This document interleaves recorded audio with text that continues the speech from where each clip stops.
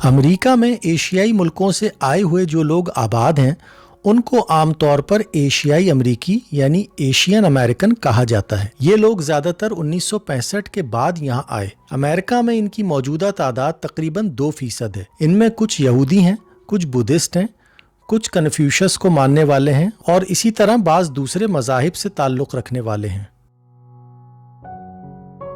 امریکہ میں اپنے مستقبل کی تعمیر کا مطلب اگر وہ یہ سمجھتے کہ ان کے فرقے کا آدمی صدر کے عہدے پر پہنچ جائے تو انہیں امریکہ میں اپنے لیے ترقی کا دروازہ بالکل بند نظر آتا، کیونکہ صدر کے عہدے کے لیے امریکہ کا پیدائشی شہری یعنی نیچرل بورن سٹیزن ہونا ضروری ہے، اور ایشیائی لوگ اس تعریف میں نہیں آتے۔ صدارت کو اپنا نشانہ بنانے کی صورت میں ایشیائی مہاجرین یا تو مایوسی کا شکار ہوتے یا اس بات کی ناکام مہم چلاتے کہ امریکی دستور میں ترمیم کر کے صدارت کی اس شرط کو ختم کیا جائے تاکہ ان کا آدمی بھی صدر کے عہدے کے لیے جائز امیدوار بن کر کھڑا ہو سکے۔ مگر ایشیائی امریکیوں نے اس قسم کی حماقت نہیں کی۔ انہوں نے اپنے واقعی حالات کے اعتبار سے امریکہ کا جائزہ لیا تو انہیں نظر آیا کہ یہاں ان کے جیسی اقلیت کے لیے اگرچہ صدارتی عہدے تک پہنچنے کے مواقع نہیں ہیں مگر اعلیٰ تعلیمی عہدوں تک پہنچنے کے لیے مواقع پوری طرح موجود ہیں۔ انہوں نے پایا کہ تعلیم ان کے لیے کامیابی کے ٹکٹ یعنی ٹکٹ ٹو سکسیس کی حیثیت رکھتی ہے۔ انہوں نے اپنی ساری طاقت تعلیم کے حصول میں لگا دی، چنانچہ انہیں زبردست کامیابی حاصل ہوئی، حتیٰ کہ تعداد میں 2% ہوتے ہوئے وہ اعلیٰ تعلیمی اداروں میں 20% سیٹوں پر قابض ہو گئے۔ یہی دنیا میں کامیابی حاصل کرنے کا طریقہ ہے۔ اس دنیا میں ہمیشہ ایسا ہوتا ہے کہ کچھ مواقع آدمی کے لیے کھلے ہوئے ہوتے ہیں اور کچھ مواقع اس کے لیے کھلے ہوئے نہیں ہوتے۔ آدمی کی بہترین عقل مندی یہ ہے کہ وہ کھلے ہوئے مواقع کو استعمال کر کے آگے بڑھنے کی کوشش کرے۔ اگر اس نے بند دروازوں سے سر ٹکرایا تو دروازہ تو نہیں کھلے گا، البتہ اس کا سر ضرور ٹوٹ جائے گا۔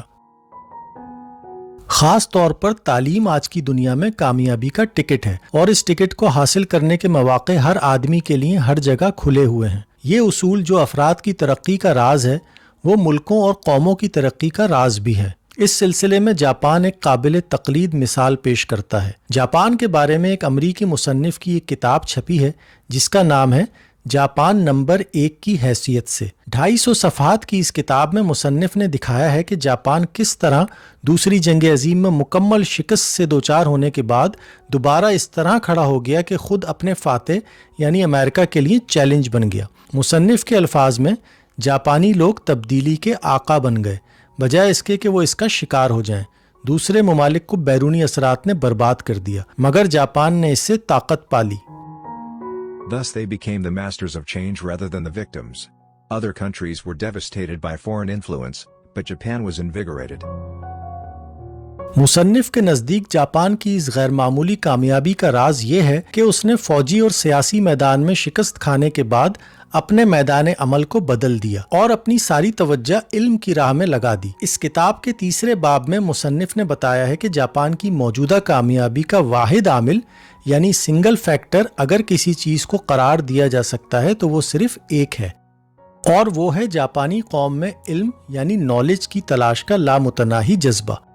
اس سلسلے میں مصنف نے لکھا ہے، جب باہر کا کوئی آدمی جاپان آتا ہے تو اکثر جاپانی تقریباً جبلی طور پر سوچتے ہیں میں اس سے کیا بات سیکھ سکتا ہوں، اور 3 ملین جاپانی جو آج کل ہر سال باہر کی دنیا کا سفر کرتے ہیں وہ جب باہر پہنچتے ہیں تو وہ یہ کوشش کرتے ہیں کہ انہیں کوئی نیا تصور ہاتھ آ جائے جس کو واپس جا کر وہ اپنے ملک میں استعمال کر سکیں۔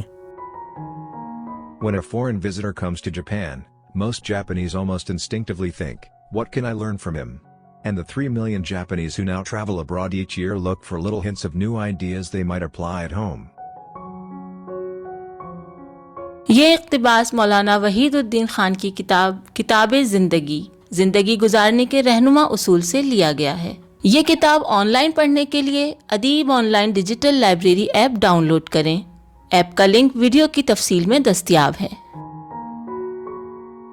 بہترین کتابوں پر تبصرے، اقتباسات اور دلچسپ مضامین سننے کے لیے ہمارا چینل سبسکرائب کریں اور فوری نوٹیفیکیشن حاصل کرنے کے لیے بیل آئیکن پر کلک کریں۔